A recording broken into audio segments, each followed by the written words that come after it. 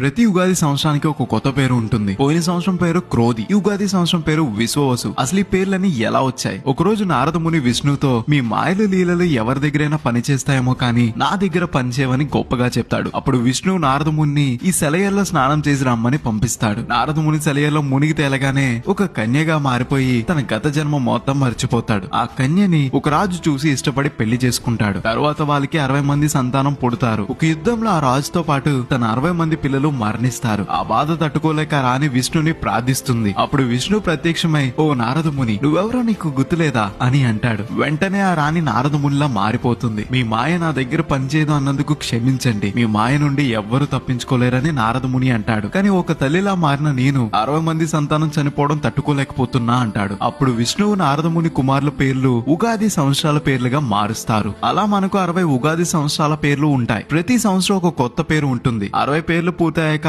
మళ్లీ మొదటి నుండి ప్రారంభమవుతుంది. 2025 ఉగాది సంవత్సరం పేరు విశ్వావసు. ఇది నారద మహర్షి కుమారుల్లో ఒకరి పేరు. ఇది ఉగాది పేర్లు వెనుకున్న కథల్లో ఒక కథ. ఇలాంటి మరిన్ని వీడియోస్ కోసం గోదా స్టేషన్ ని ఫాలో అవ్వాలి. మరి ప్రతి ఉగాది సంవత్సరానికి ఒక కొత్త పేరు ఉంటుంది. పోయిన సంవత్సరం పేరు క్రోధి, ఈ ఉగాది సంవత్సరం పేరు విశ్వవసు. అసలు ఈ పేర్లన్నీ ఎలా వచ్చాయి? ఒకరోజు నారద ముని విష్ణుతో మీ మాయలు లీలలు ఎవరి దగ్గరైనా పని చేస్తాయేమో కానీ నా దగ్గర పనిచేయవని గొప్పగా చెప్తాడు. అప్పుడు విష్ణు నారద ముని ఈ సెలయల్లో స్నానం చేసి రమ్మని పంపిస్తాడు. నారద ముని సెలయల్లో మునిగి తేలగానే ఒక కన్యగా మారిపోయి తన గత జన్మ మొత్తం మర్చిపోతాడు. ఆ కన్యని ఒక రాజు చూసి ఇష్టపడి పెళ్లి చేసుకుంటాడు. తరువాత వాళ్ళకి 60 మంది సంతానం పుడతారు. ఒక యుద్ధంలో ఆ రాజుతో పాటు తన 60 మంది పిల్లలు మరణిస్తారు. ఆ బాధ తట్టుకోలేక రాణి విష్ణుని ప్రార్థిస్తుంది. అప్పుడు విష్ణు ప్రత్యక్షమై, ఓ నారదముని, నువ్వెవరో నీకు గుర్తులేదా అని అంటాడు. వెంటనే ఆ రాణి నారదమునిలా మారిపోతుంది. మీ మాయ నా దగ్గర పనిచేయదు అన్నందుకు క్షమించండి, మీ మాయ నుండి ఎవ్వరు తప్పించుకోలేరని నారదముని అంటాడు. కానీ ఒక తల్లిలా మారిన నేను 60 మంది సంతానం చనిపోవడం తట్టుకోలేకపోతున్నా అంటాడు. అప్పుడు విష్ణువు నారదముని కుమారుల పేర్లు